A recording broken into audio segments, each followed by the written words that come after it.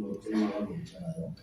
한국과의 관계도 마찬가지로 이 정권이 바뀌었으니까 그런 부분에 있어서 북한의 7차 핵실험 문제 이런 부분에 대해서는 백악관에서 어떻게 생각하고 있나요?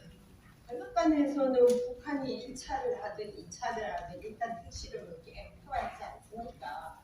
그러면 7차 핵실험에 대한 큰 의미는 두지 않고 있더라고요. 언제든지 할 가능성이 있다는 말만 지금 하고 있고 그것이 이제 언제냐 하는 것은 저쪽으로 뭐 김정은이 달려있죠. 그다음에 이제 중국이 그 힘의 현상 있잖아요. 힘의 현상에 대해서는 담화하던 게 뭐냐면은 중국이 미국과의 대화를 하려고 해도 지금 안 되고 있는 게 하나 있어요. 레드라인.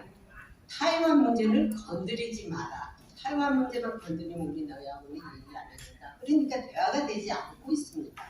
그래서 최근에 윤석열 대통령이 힘의 현상에 의한 것을 또 했다가 보복한다고 그렇게 하지 않았습니까? 그래서 G7 정상회담에서도 공동선언문에 중국이 경제 보복을 동맹국에 할 경우 어떻게 할 것이냐 그것이 이제 구체적으로 논의하는 것을 중국이 지금 건드리면 안 되니까 톡도 해야 되고 하니까 구체적으로는 했지만은 성명서에서 보이지 않게 두 가지 성명서가 있어요. 보이지 않는 것과 보이는 것과 예, 아주 델리케이트하기 때문에 건드리지 않겠다는 거죠. 센시티브한 거.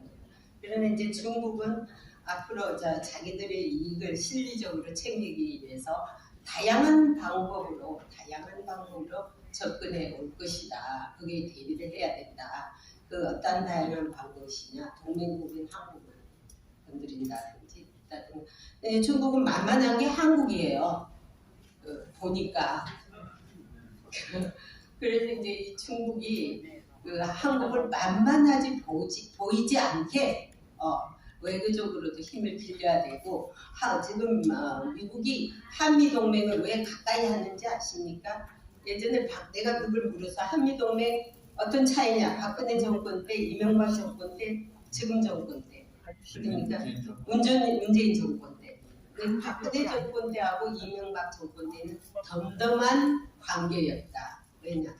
박정희 대통령이 이 한미 관계를 이스만큼 쭉 해왔지 않습니까? 그냥 변함없는 한미 관계예요. 근데 더 변화도 없고 그냥 덤덤하게 있었는데 문재인 때 평화쇼로 인해서 확 바꿔난 데에 대해서 이건 전쟁을 안 해도 되겠구나 해서 미국도 굉장히 안일하게 있었다는 거예요. 예. 그래서 뭐 신무기도 개발도 하지 않아. 지금 와서 엄청난 훈련을 하고 있습니다. 미국이. 그걸 보이지 않게 엄청나게 하고 있는데 아니 윤석열 정권이 딱 돌아서면서 이거 완전히 반대로 되지 않습니까? 자 이제부터는 우리가 훈련을 제대로 해야 되겠구나. 우크라이나 사태로 봤죠. 아프가니스탄에서도 뭐 사태가 깨지죠. 이러니까 이거 큰일 났다. 한반도에 이런 일이 또 일어나면 이거는 완전히 세계 경찰 국가로서 위신이 완전히 떨어진다. 그래서 이걸 이제 훈련을 자주 할수록 훈련이라는 건 자주 해야 돼요. 제가 전에 지금 국민의당에서 하고 있는 그 안보실장이 아니고 전 안보실장인가 CIA에 있던 분인데 그분하고 잠깐 전화 인터뷰를 했어요. 전화를 했는데 제가 그런 얘기했어요. 훈련해가지고 손해낼 게 하나 없다. 총 쏘는 것도 부지런히 해야 되고 우리가 한 번씩 미사일 있잖아요. 쇠가지고 불발 나지 않습니까? 앞에다 떨어지고 뭐 그런 거 아니에요. 그게 다 훈련 부족이거든요. 우리 자동차도 자주 몰아야지 녹슬지 않거든요. 한 달 안 쓰고 해봐야 안 갑니다. 시동도 안 걸리고. 그러니까는 운동선수도 훈련도 안 해놓고 그냥 실전에 투하 한번 시켜봐요. 제대로 싸움을 하는가. 그랬더니 자기들보다 낫대요, 내가. 지금 워싱턴 컨퍼런스가 한 3년 됐습니까? 예, 3, 4년.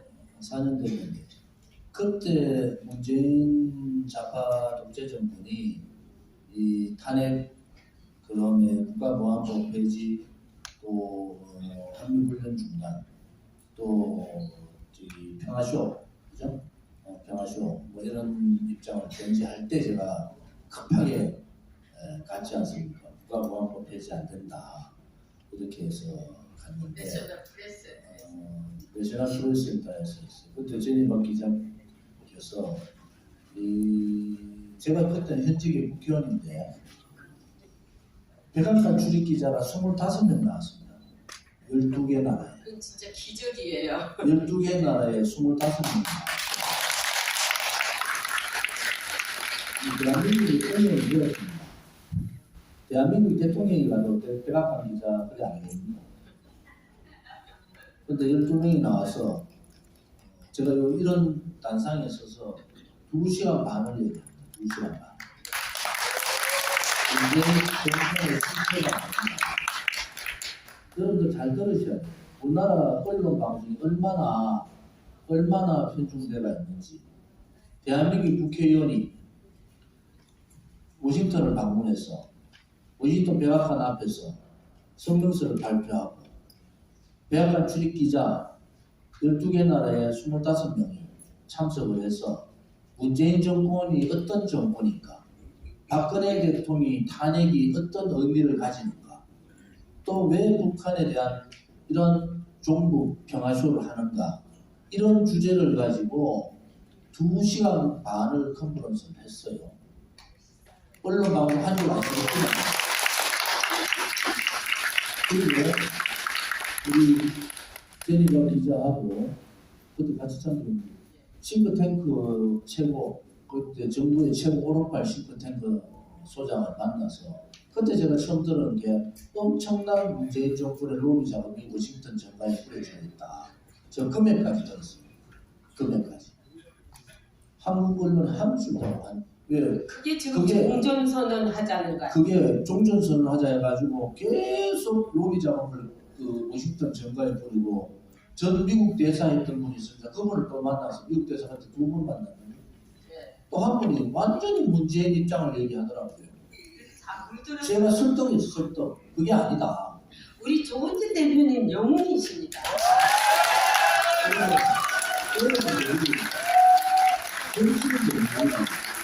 정치인들이 제가 한반도에 안보 전문가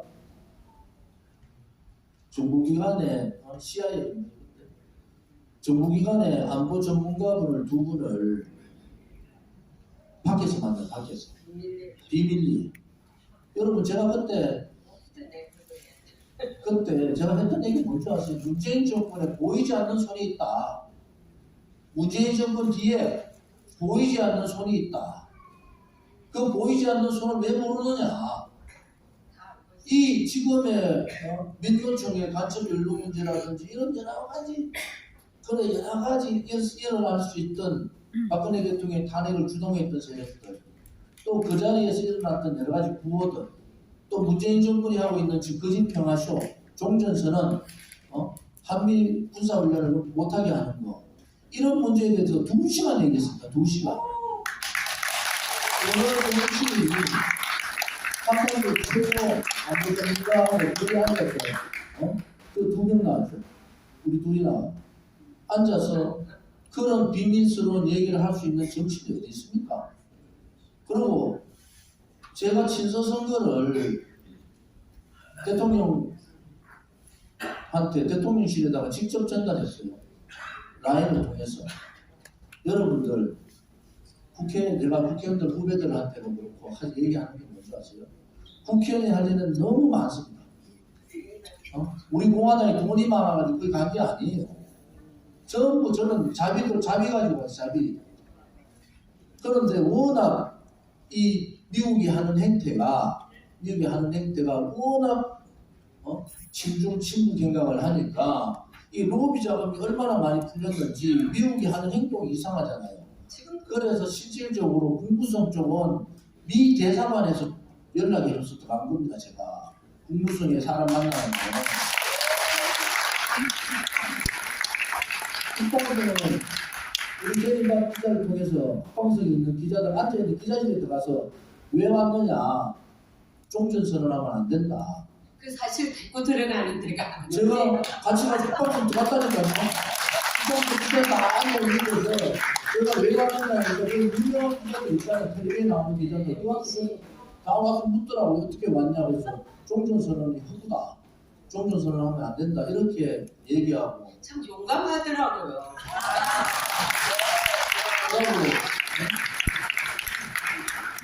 그 프레스센터 여기 프레스센터 똑같은 역할을 하는 거죠. 여기는 솔직히 말해서 프레스센터에서 연설 한 번 하기가 참 힘듭니다. 연설하기 힘듭니다. 예, 대통령도 그런데 제가 들어오기도 힘들고. 우리 당에 그 당시에 그때 우리 공화당 그때 가서 백악관 출입기자 우리 제니바 기자께서 선도를 해주셔서 12개 나라의 그분들하고 2시간 반 한반도 지금의 문재인 정권의 실체가 이렇고 그분들이 다 지금 아군입니다. 그분들이 우리 아버지가 정확하게 그 실체를 설명해주고 그 실체를 설명해주고 30분 동안 질의응답을 받았어요. 그 질의응답을 30분 동안 받아서 백악관 출입 기자들이 질의하는 부분에 대해서 다 설명해 드렸어요.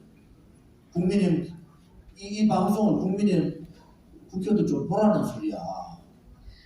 국회의원들이 할 일이 얼마나 많습니까? 답답하니까 우리는 막 문재인 정권이 사회주의 정책을 사회주의 체제로 바꾸고 사회주의 경제 정책 들고 들어오고 나라를 망하게 한다는 게 눈에 보이니까 자기 돈 쓰서라도 막 가잖아요. 국회는 자기가 안 쓰는데 안 쓴다고. 아니 백악관 앞에서 북한 성조기를 찢은 국회의원이 있습니까? 간도 크죠, 그죠? 그렇게 했습니다. 그래서 김정은 사진을 그는 경찰들 옆에 붙어 있었어. 불을 못 태우고 찢었어요. 찢었는데 그걸요 백악관 건너편에 제가 알고 있는 이스트림이라고요. 대통령들이 발코니에 나오고 보이는 데입니다. 한 50m밖에 안 돼요. 거기서 했으니까 다 알죠. 그래서 이번에 대통령 선거에 왜 조원진 대표가 대통령이 당선이 안 되느냐는 것이 그분들의 의문입니다. 앞으로 당선이 시켜야 돼요.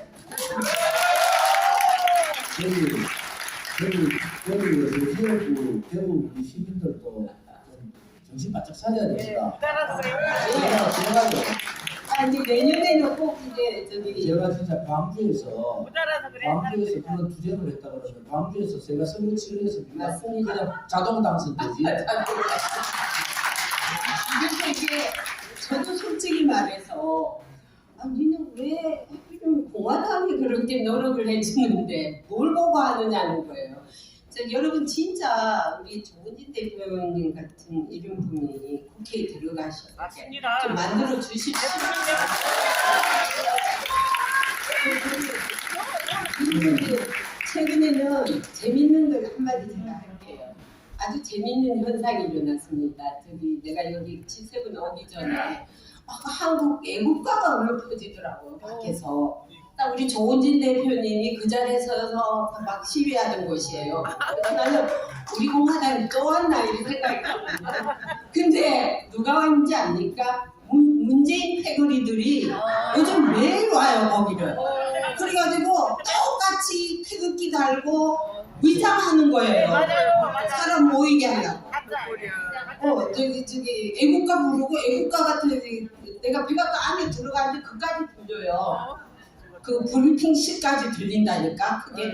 그래서 나는 우리 공화당 패거리가 통하나. 그래가지고 나 같으면은 이 사람이 문재인 패거리인데 뭐려고 하냐면요 윤석열 탄핵. 예, 그 우파는 나가라 뭐 이런 식으로 아주 그거를 역효과를 하더라고요. 그래서 어쨌든 태극기, 애국가 다 동원했더라고요. 지금 이재명 대표도 태극기 달고 다니는 너무 재밌는 현상이 마무리하고 질의응답을 좀 받아야 되는데요. 아무튼 나라는 대한민국의 좋은 나라의 국민들이 태어나셨어요. 그리고 좋은 DNA를 가지고 좋은 머리를 가지고 정말 좋은 선배들을 잘 모셔서 조상을 잘 모신 거죠.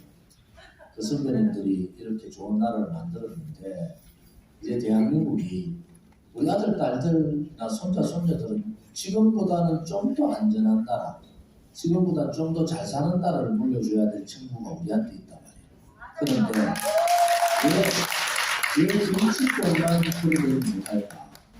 이제는 강남 좌파들, 소위 강남 좌파들이 굉장히 중국을 비롯한 강남 좌파들의 위선이 좌파들한테 보편화되어 있는 거예요. 아, 저렇게 하는 사람들이 존경을 받고 영웅시 받고 돈도 많이 벌고 다 하더라. 그러니까 돈 공태 문제에 대해서 이 사람들이 무감각한 거예요. 그리고 하도 좌파들이 거짓말 많이 하고 돈에 대한 제어식이 없으니까 부패에 대한 부정부패에 대한 제어식이 없으면 코인 문제를 가지고도 국민들이 놀리지도 안 해. 그러면 왜 또 그러냐? 국민들은 그렇잖아요. 부정부패한 정치인들이나 무능한 정치인들이랑 똑같다고 하는 거예요. 똑같다고. 아니 국민의힘도 120명 국회의원 되면은 제가 외교활동을 미국 가서 제가 그렇게 했으면은 그럼 얼마나 많은 사람들 영어도 잘하는 사람도 많고 많잖아요. 그런 사람들 미국 가서 정말 진실을 좀 밝히고 문재인 정권 이런 정권이라고 보수 정당에서 국회의원들이 가서 한 사람도 한 사람도 그래서 제가 쓰겠다는 거야. 왜? 아니 나라가 지금 체제가 바뀌고 막 나라가 완전 망조로 들어가는데 한 명도 미국 가가지고 누구한테도 하소연한 사람 한 사람 있다고. 황교안 총리 교회 조면한 교회 와가지고 부흥회하고 갔어요. 그 위급한 대한민국이 그 위급한다. 위급한 상황에서 여러분들 정치인들을 언론에서요 그렇게 만들어버려요. 안철수? 아니 미국에 있었잖아요. 독일 있다 미국에 있었잖아. 그러면은 왜 우리 같은 활동을 못했냐는 거야. 근데 돌아오니까 안철수는 또 위대한 정치인이 돼 있어. 유승민 안에서 한 번 떠들면 뭐합니까? 서울대학교 나와가지고 아니 그러면은 미국 가서 안보는 뭐 오른쪽이라면서 안보는 그럼 안보 문제에 대해서 미국 가서 얘기도 하고 말이 이래야 되잖아요. 전부 미국 가가지고 뭐하고 내가 그러다 황교안 참 내가 아주 황총리네 지금 황총리 뭐 욕하고 싶지도 않은데 그 나라가 망하고 있는데 미국 가가지고 부흥회하고 있더라니까. 저하고 그때 같은 시점이에요. 같은 시점. 조원진은 워싱턴 가서 싱크탱크 만나고 안보 책임자 만나고 백악관 출입기자 만나고 백악관 앞에서 한 사람이라도 보라. 그어서 인공기 찍고 김정은 기 찍고 집회를 거기서 하는데 당 대표도 하고 대통령 후보도 그 뭐죠? 그리고 국제사회에 아니 어떤 사람이 그거 가가지고 부흥이 안 됩니까 지금? 같은 시점이에요. 같은 시점. 여러분들이 이제 국민들이 깨쳐야 된다니까요. 국민이 나라가 좌파들한테 넘어가가지고 사회주의로 가느냐 포퓰리즘 정책 나라가 다 망하고 있는데 독일 가서 마라톤 하는 거 올리는 안철수가 옳은 사람입니까? 그렇지 않잖아요. 자, 지금 미국에는요 알려야 됩니다. 왜냐하면 탄핵이 잘못됐다는 것도요 우리 조원진 대통령께서 미국에 알렸지 않습니까? 제가 또 그 광고를 통해서 엄청난 그 빌보드 광고도 그게 굉장히 효과적이에요. 미국이 제가 그 겨울에 눈이 내 무릎까지 오는데 거의 현장까지 가서 내가 취재한 것만 봤을 거예요. 그래서 그 자리가 어느 자리냐면은 미국의 국회의원들이 국회 회의를 하기 위해서 자기들 전용기라든지 스몰 에어플레인을 타고 거기 내리는 곳이에요. 그 공항이. 그 가까이에 해서 왜냐? 그 의원들한테 알려야지 입김이 나가지 않습니까? 그래서 그래갖고 또 의회에서 인권 문제 담당 빌보드 그분들한테 나 그거 간판 있잖아요. 그거 달아가지고 정말 박근혜 대통령 탄핵 무효라고 이거 불법이라고 다 적었다니까. 그런 광고를 여러분들이 내준 당비를 가지고 한 거예요. 당비를 가지고 여러분들이 내준 수업을 가지고 이렇게 활동을 그렇게 열심히 그래서 했고 박근혜 대통령이 빨리 나올 수 있었던 것도 그런 여론이 다 피해 들어갔던 거예요. 이제 미국이 움직이면 되거든요. 미국이 유엔까지도 지금 하려고 했더라고요. 그래서 그 의원님이 우리 조은진 대표님을 만나기로 했는데 조은진 대표님 스케줄이 안 맞아서 못 들어왔어요. 유엔 인권위원회. 예. 그래서 이번에 제네바께서 이렇게 오셔서 지금 사실은 뭐 미국에서 일본 G7 회의 다 기자 취재하시고 어제 밤 11시 넘어서 오셨는데 피로도 안 보시셨는데 고생하셨다고 감사합니다.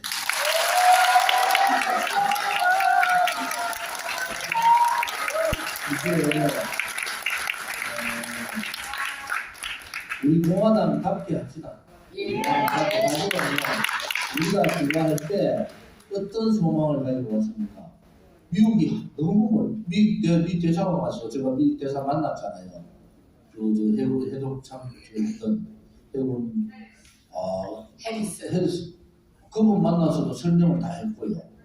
아무튼 제가 미국 갔을 때 미 대사관 쪽에서 한국 주미 대사관 쪽에서 주한 대사관 쪽에서 굉장히 이렇게 연결을 많이 해줬다는 사실도 밝힐게요. 이제 그 사실은 비밀로 했는데. 아니 지금 조은진 대표님이 사장이 움직이면 대통령이 오지 않았어요. 그냥 뭐 까짝까짝 사장 일반으로 번호판 붙이고 이렇게 우리가 앞으로 국내 자, 내년에 꼭 당선시킵시다. 국내에 정치 개혁을 왜 소리가 나죠? 정치 개혁을 해야 됩니다. 특히 지금 나라가 안보 문제뿐만 아니고 굉장히 긴박하게 돌아갑니다. 윤석열 대통령, 윤석열 정부가 성공하길 정말 바라고요. 성공하길 바라는데 우리 것도 잘 챙기면서 국격과 품격을 가진 나라. 그리고 윤석열 대통령이 정치에 빛이 없잖아요. 윤석열 대통령이 성공한 대통령이 되려면 정치부터 바꿔야 된다고. 근데 이번에 오니까 노래는 참 잘하더라고요. 근데 외교문제는 전혀 얘기 안 하고 그 사람 노래 잘하더라고요. 정치 개혁을 민주당은 가라오케 많이 가는 걸 모양이에요. 민주당은 이제 부정부패 문제, 이재명 대표의 사법 리스크뿐만 아니라 부정부패 문제 옆에서 못 벗어납니다. 앞으로 또 터집니다. 그러면은 민주당이 결국은 분당 사태가 벌어지고 국민의힘은 호시탐탐 분당을 하려는 세력들이 있습니다. 그런데 우리 공화당이 지금 7년차, 이번 8월 30일 지나면 이제 7년차 정당이 되잖아요. 우리가 가져왔던 가치, 우리 공화당이 가고자 하는 대한민국의 길, 진실과 정의라는 가치, 이것을 지키기가 얼마나 힘듭니까? 여러분들이 우리가 가지고 있는 내세웠던 진실 가치, 정의 가치는요, 굉장히 어려운 길을 가는 거예요. 그냥 진실도 대강 야합하고 타협하자. 그 다음에 정의도 대강 북이 꼭 전반부 완전 불의의 세력 아니면 대강 손잡고 쭉 가보자 이래야 되는데 우리가 워낙 높은 도덕적 가치를 내세우고 있는 정당이라서 여러분들끼리 싸우기도 많이 싸워요. 제발 싸우지 마시고 강의 후원 좀 많이 하시고 돈이 있어야지 집회를 얘기해야 되는데 돈이 없어서 집회를 못하면 되겠어요?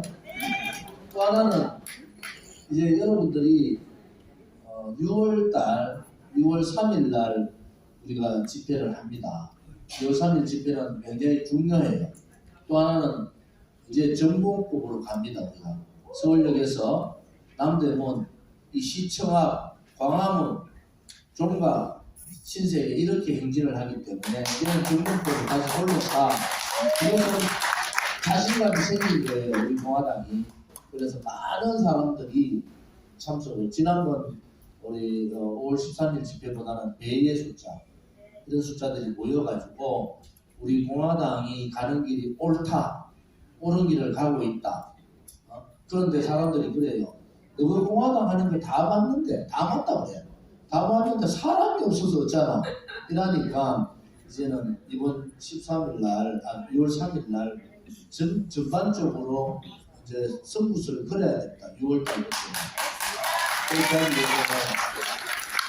오늘 이렇게 우리 백악관 출입 수석 기자실 제리박 기자께서 얼마나 많은 민주당 쪽에 거기 지금 용산 대통령실이나 또 국민의힘 쪽에서 얼마나 많은 얘기들이 있겠습니까?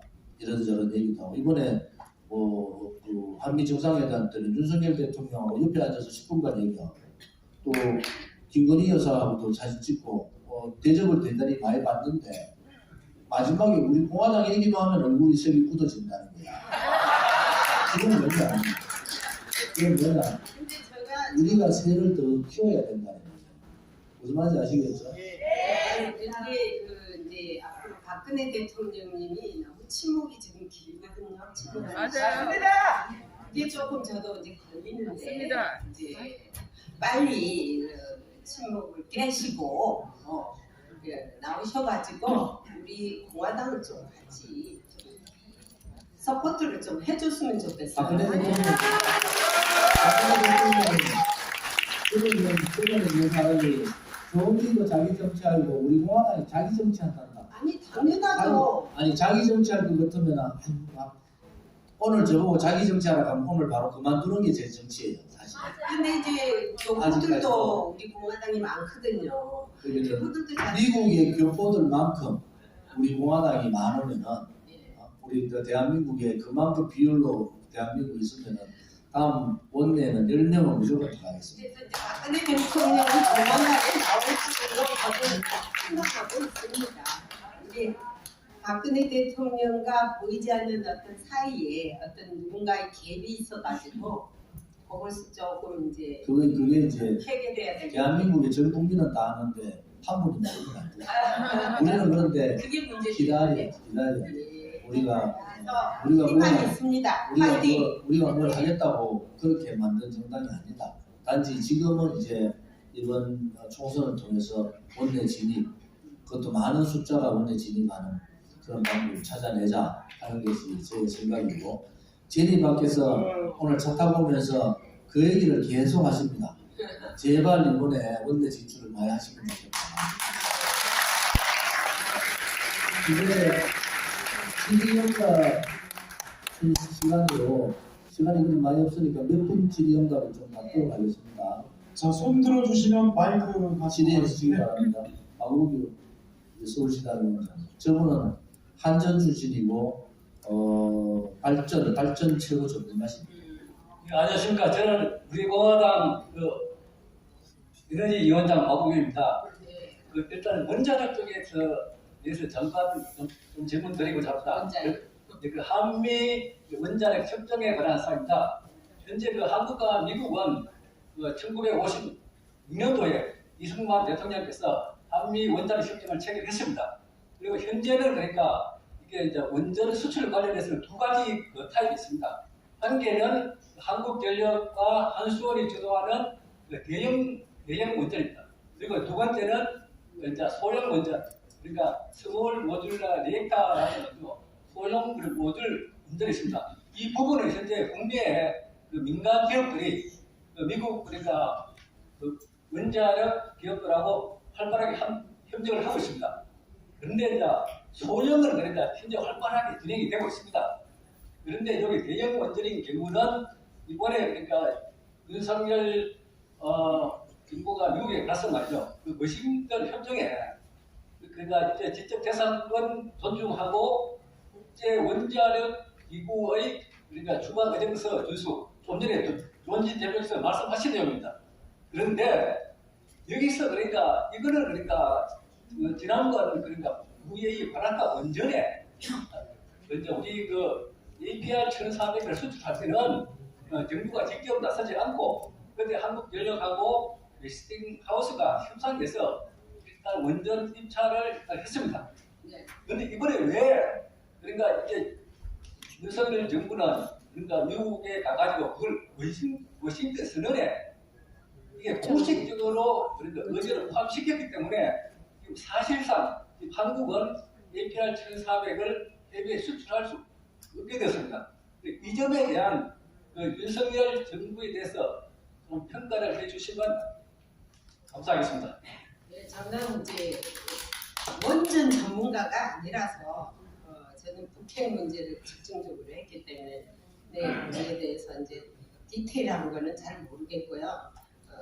이번 워싱턴 선언에 이 원전 취득 재산권 문제가 포함됐다는 것에 저도 상당히 들어듣는 얘기거든요. 왜냐하면 그 선언을 일일이 들여다볼 수가 없어요. 그게 이제 한국의 항상 미스테이크가 거기서 납니다. IRA법도 이게 국회로 넘어가가지고 사인이 하기 전에 외교적으로 빨리 눈치를 채서 그게 시동을 걸어서 거쳐나갔으면 되는데 이미 사인을 하고 다 지난 것을 이제 뭐 보조금을 왜 안 주냐 그러면 난리가 나는 거 아닙니까? 샘띵 원전 문제도 그런 것 같아요. 근데 미국은 그 모든 것이 원전이라든지 이런 것들도 미국의 소관 안에서 움직여야지 한국이 자체 어떤 것에서 움직이는 것을 싫어해요. 그래서 잘못하면은 우리가 한미 동맹도 물론 중요하지만은 단단히 해야 되겠지만은 우리가 목소리 낼 거는 우리가 이익을 찾아 먹을 때는 반드시 목소리를 내야 된다는 겁니다.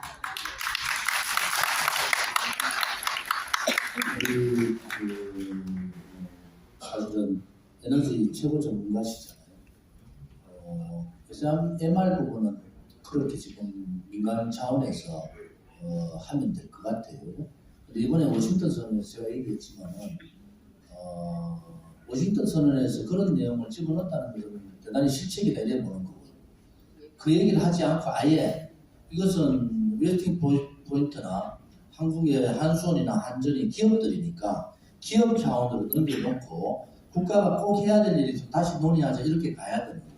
그런데 그것을 워싱턴 선언 안에다가 직접 재산권에 대한 그러한 얘기를 넣었다는 것은 웨스팅 포인트의 로비가 통했다 이렇게 보는 거죠. 그래서 이번에 워싱턴에 다시 3월 9월달에 10월달에 가면은 이 개인 민간 차원의 한수원이나 또 웨스팅 포인트의 문제는 UAE에 진출 사례가 있으니까 UAE 진출과 같이 그렇게 협력을 통해서 공동 참여 진출을 하자 이런 식으로 방향을 바꿔야 된다 이렇게 가는 게 맞고요. 그래서 MR 부분은 향후 우리가 보더라도 대형 그 원전보다는 여러 나라가 소형 원전에 대한 이러한 부분들이 대단히 필요하니까 질문을 좀 짤막하게 핵심만 얘기해 주세요. 두 번째 질문 좀 새로 저기 누구세요? 미국에는 센텐스가 3센텐트 이상 되면 안전하고 그래요. 예. 반갑습니다. 예. 허준선 TV입니다. 한 가지만 묻겠습니다. 윤석열 대통령은 공식적으로 보수 대통령으로 알고 있습니다. 그런데 개인 윤석열에 대해서 미국 정부나 미국에서는 어떻게 바라보고 있는지 정체성에 대해서 말씀해 주시기 바랍니다. 감각해서 좋습니다. 그건 미국이 오히려 저한테 묻더라고요. 윤석열이가 레프트냐, 라이트냐, 오른쪽이 날개냐, 왼쪽 날개냐 묻더라고요. 그래서 문재인보다는 오른쪽 날개다. 근데 어디로 나를지 아직도 나도 모르겠다.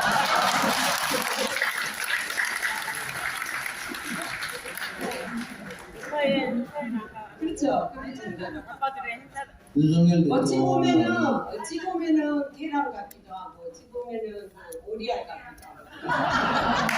윤석열 대통령이 지금 여기에서 만약에 좌파들이 얘기한 대로 탄핵이라든지 그런 상황들이 전개되면은 대단히 어려운 상황이 간다. 저는 자꾸 얘기하는 게 윤석열 대통령의 참모들, 특히 윤핵관들은 완전히 뒤로 빠져라.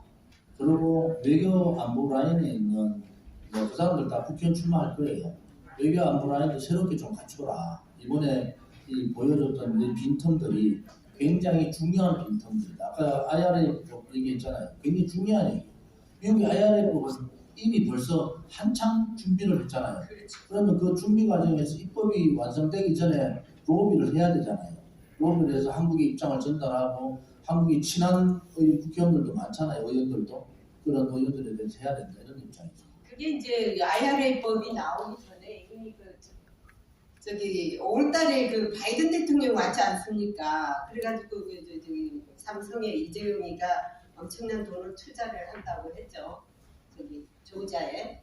그래가지고 아주 신이 나가지고 갔거든요. 미국은 기뻐가지고 자 바이든이 나 이번에 아주 성공했다. 이렇게 잘하는데 나 내년에 선거거든요. 자 이렇게 내가 돈을 벌었으니 이거 나 찍어야 돼. 그거 아닙니까, 그죠? 그런데 뒤통수 딱 쳤지 않습니까? 보조금 싹싹 감하고요. 그거를 몰랐던 거예요. 그거 왜 몰랐을까요? 근데 일본은 이미 손을 썼거든요. 그래서 항상 한 발짝 늦다는 거예요. 그래서 제가요, 아직도 윤석열 정부 하에는 문재인의 잔재 세력들이 너무나 많아요.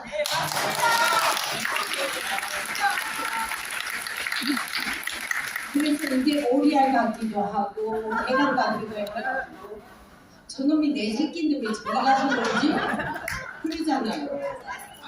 네. 1년 지났으니까 1년 동안 그 잔재 문재인 정권의 적폐 청산, 악법, 악행, 악습을 우리는 빨리 없애라 했는데 그것도 한계가 있으니까 이번 남은 다음 총선까지 11개월 동안 저는 윤석열 대통령이 이제 외교에 좌표는 잘 찍어나오고 나름대로 실리 외교를 좀 갈 필요가 있다. 또 하나는 이제 부패 정치인들 또 무능 정치인들을 대강 정리를 좀 하자. 거기에 윤석열 대통령이 직접 정치 개입은 해서는 안 되지만은 그 깃발은 들 수 있다. 대통령이 이렇게 할 수 있는 거예요. 국회의원 200석으로 합시다. 그리고 선거제도 바꿉시다. 이렇게 그 신청 과제를 던지면은 그것이 또한 하나의 개혁 과제의 실천에 가장 중요한 개혁이 되려보는 거죠.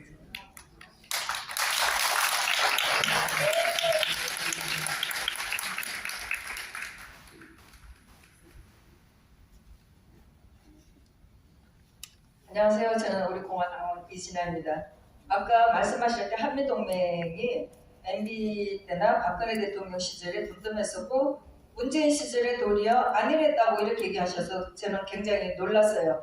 사실 문재인 시절이야말로 우리가 가장 대한민국의 안위에 대해서 걱정을 했었고 우리가 집회를 할 때마다 성조기를 들고 미국에다 굉장히 많은 애원을 보내고 했는데 왜 미국이 이 문재인 시절에 그렇게 안일했다고 안일할 수가 있었는지 그게 굉장히 궁금합니다. 뭐 한편 트럼프 대통령이 사실 그때도 우리가 트럼프 대통령한테 굉장히 많은 기대를 했는데 한 방을 기대를 했는데 그런 게 없었고 결과적으로 트럼프가 대한민국을 우리를 속였다는 생각을 금할 수가 없고 두 번째 질문은 뭐 우리가 탄핵 때문에 또 이런 집회를 많이 하고 그랬는데 미국에서는 윤석열 대통령에 대해서 그 검찰 시절에 아니면 중앙지검장 시절 그 도덕성에 대해서 어떻게 생각하는지 궁금합니다. 근데 이제 미국에는 제가 오늘 또 그 대표님하고 점심하면서 얘기했지만은요, 교통티켓 100불짜리 이상을 받아도 연방정부의 인플로이가 될 수가 없어요. 상당한 그 룰이 있어요. 근데 지금 이재명 같이 이런 아주 정가가 엄청난 사람이 지금 한 어떤 당의 대표라고 저렇게 날뛰고 있죠, 그죠? 그에 대해서 도저히 상식적으로 이해가 안 되는 거예요. 예, 그리고 이제 조금 전에 우리 질문 잘하셨는데 그 MD하고 저기 박근혜 대통령 때는요, 솔직히 말해서 무슨 전쟁의 위협이 없었다고 보나? 그래서 그냥 덤덤한 관계, 이랑 나랑 어떤 변화도 없고 알지? 하는 이런 관계였는데 문재인 정부 때는 평화쇼로다가 미국도 속았어요. 알죠? 내가 트럼프 대통령이 들으면 섭섭하겠지만 내가 트럼프 대통령하고 많이 그 Q&A도 하고 그랬잖아요. 그걸 했는데 그거는 의원이 그러겠지 하지만 지금은 평화쇼를 하고 있는 도중이기 때문에 그렇게까지는 생각을 안 했죠. 어떤 위기의 사태까지는 오지 않을 것이다. 이렇게 생각했기 때문에 미국도 제가 그랬잖아요. 미사일 쏘는 연습도 안 하고 뭐 훈련을 안 했던 거예요. 이제 와서 이렇게 다급하게 훈련을 많이 한 거는 처음이래, 이례적으로. 그래서 이제는 전쟁을 불사할 때까지 왔다는 거 아닙니까? 그래서 평화쇼로다가 속여가지고 미국도 만신창이가 됐고 여기 우파도 만신창이가 된 거예요. 솔직히 말하면. 그래서 지금 그 후환이 트럼프가 되면 어떡하나 하는 걱정도 또 많아요. 우리 교포들이. 지금 굉장히 그 중요한 얘기인데 트럼프가 결국은 나중에 우리가 알고 보니까 실질적으로 주한미군 철수를 강행하려고 했잖아요. 그리고 제가 미국 가서 여러 사람을 만났을 때 놀라운 것은 문재인 정권이 엄청난 워싱턴에 로비 작업을 벌였다. 액수가 미국은 공식적으로 로비를 할 수 있도록 되어 있습니다. 그 액수까지 제가 얘기를 들었잖아요. 그리고 또 언론이 문재인 정권에 저항하지 못했다. 그리고 지금 워싱턴에 나와 있는 제가 그 당시에 여러분들 워싱턴 특파원들 대부분 다 바뀌었습니다. 기존에 있던 특파원들 정권 바뀌면서 완전히 좌파의 세력으로 싹 바꿔버렸어요. 그러니까 거기에서 접촉하고 있는 많은 사람들이 그러한 여러 가지 대한민국의 이 진실 또 이런 부분에 대해서 굉장히 그 접하기가 힘들었다. 저는 사실은 미국 대사관에 있는 한국인 근무자들도 그런 사람들이 꽤 있을 거다 이래 보는 사람 중에 하나예요. 그래서 그러니까 윤석열 정부가 돌아도 원죄에서 벗어나지 못하고 악보박행 악습, 문재인 정권의 악보박행 악습을 못 끊는 겁니다.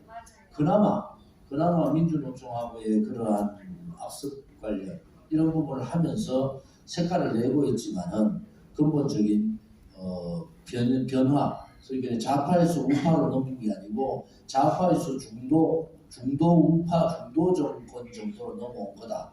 이렇게 볼 수가 있는. 외교 안보 부분은 우리가 요구한 한미 연대, 한미 동맹은 잘 갔지만 나머지 정치 부분은 아직도 그렇게 결단을 내릴 수 있는 용기나 정치력이나 또 어떤 세력이 약하다 이런 겁니다. 이제 우리가 한국 사람들이 상당히 그게 약해요. 잘 대우를 잘해주면 그냥 쏙 그냥 빠지는 거. 그래서 이게 이제 이번에 백악관에 와서 엄청 대우를 잘해줬지 않습니까?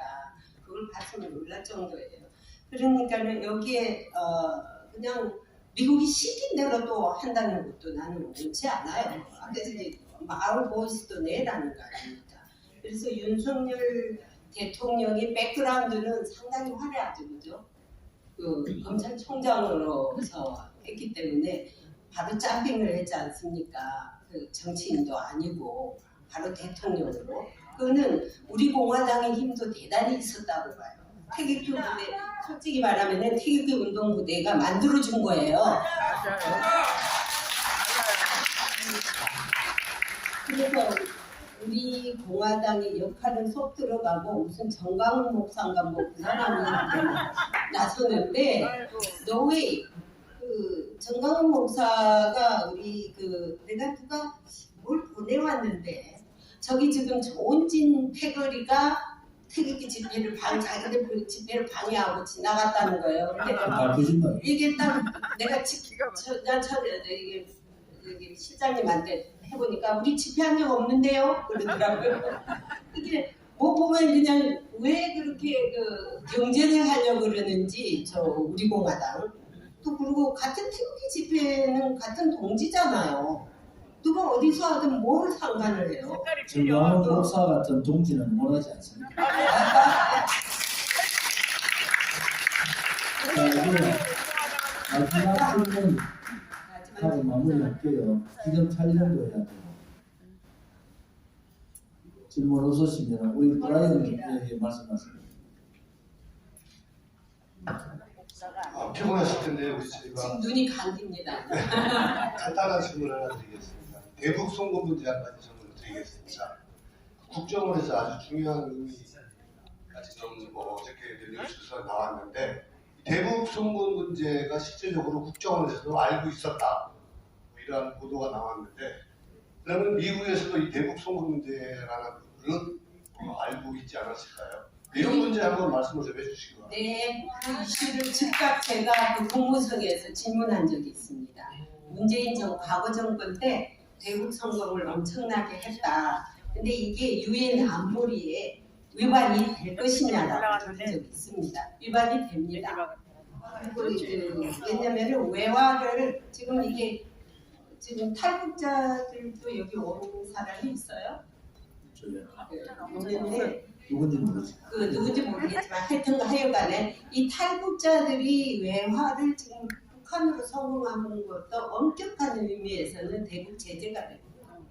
예, 제재 위반. 제재 위반에 걸립니다. 그래서 이게 디테일하게 들어가면은 문재인이가 사실은 이 책임을 져야 되거든요.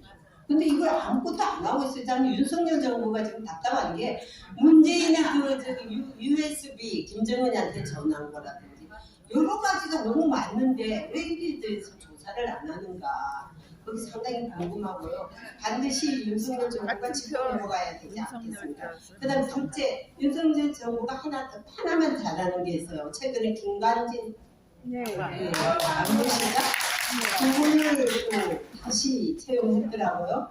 그래서 제가 어떤 말을 했느냐면은 이제는 죽을 때까지 써라. 한 번 고용했습니다. 국가를 위해서 군대는 국가를 위해서 목숨을 걸었는데 정부는 폐기 처분이 아주 쉽게 한다 이거예요. 딱 사용만 하고요. 예, 죽을 때까지 보장해라. 감옥서도 집어넣지도 말아라. 실수를 해도. 그는 실수를 하더라도 본인들이 잘못이 실수가 아니라 국가를 위해서 실수한 거에 대해서는 그것을 감안해달라. 그리고 제가 말한 적이 있습니다. 예. 김관진 장관보다 더 훌륭하신 분이 우리 공화당에 계시잖아요. 호평하는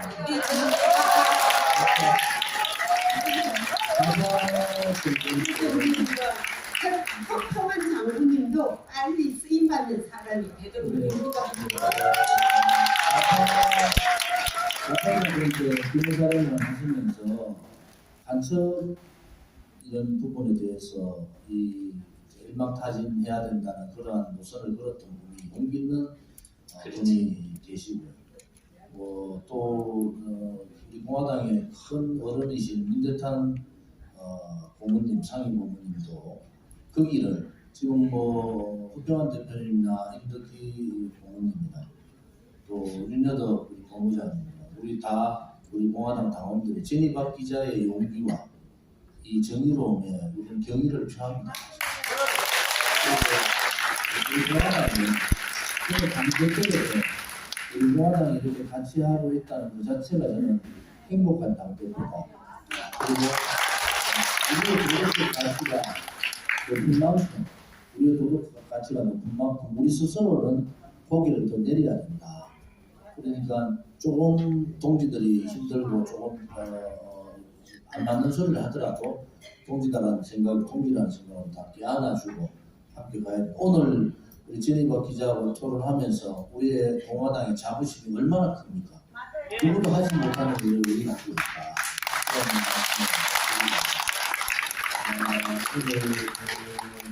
여러 가지로 몸이 정상이 아니실 텐데 이렇게 토론에 참석해 주시고 또 토론에 많이 참석해 주신 토론 내빈들께도 감사를 드립니다. 우리 공화당뿐만 아니라 오늘 저 방송 아시아투데이 방송에서 오늘 나오셔서 이렇게 방송 촬영을 하고 계십니다.